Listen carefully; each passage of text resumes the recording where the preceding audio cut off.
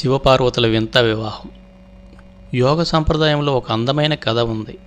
ఆదియోగి శివుడు ఇంకా పార్వతీదేవుల వివాహం అనేది ఒక గొప్ప వేడుక.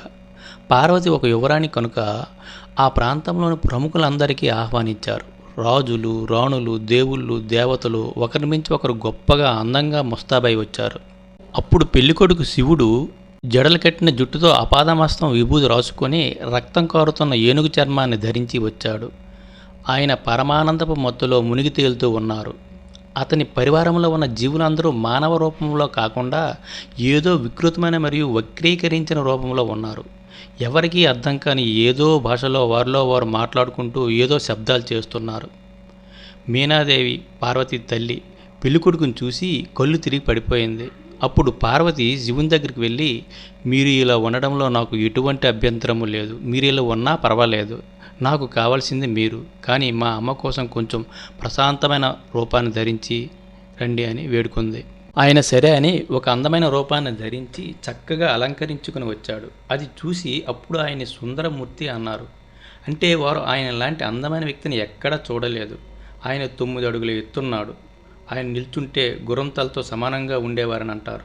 ఆయన దక్షిణ భారతదేశానికి వచ్చినప్పుడు అక్కడ సాధారణంగా 4.5 నుంచి 5 అడుగుల ఎత్తు ఉండే స్త్రీలకి 2 ఎత్తు ఉండేవారని అంటారు.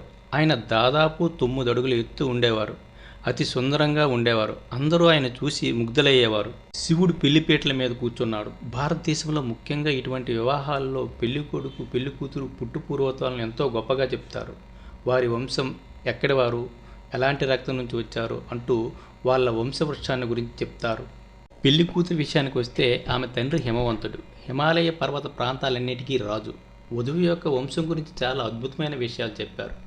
మరి ఇప్పుడు పెళ్లి కొడుకు సంగతి ఏమిటి అని అడిగారు. శివుడు మౌనంగా అలా కూర్చొని ఉండిపోయాడు. ఆయన ఏమీ చెప్పలేదు. పోనీ అతని పరివారంలో వారి భాషను అర్థం చేసుకోగలిగిన వారు కూడా ఎవరూ లేరు. వారిలో అర్థం కాని శబ్దాలు చేస్తున్నారు.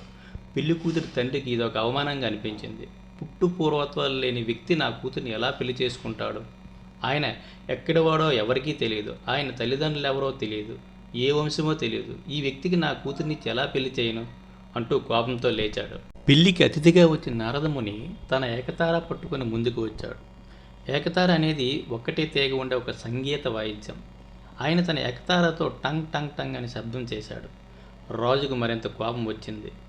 ఇప్పుడు ఏకతార ఎందుకు వాయిస్తున్నారు అని అడిగాడు. నారదుడు అన్నాడు, ఇదే అతని మూలం.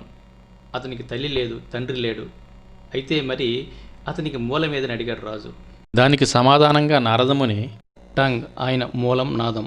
ప్రకంపన నాదం నుంచే ఆయన ఆవిర్భవించాడు. ఆయనకు తల్లిదండ్రులు లేరు, తాత ముత్తాతలు, వంశవృక్షమే లేదు. ఆయన స్వయంభువు, స్వయంగా సృష్టించుకున్నవాడు.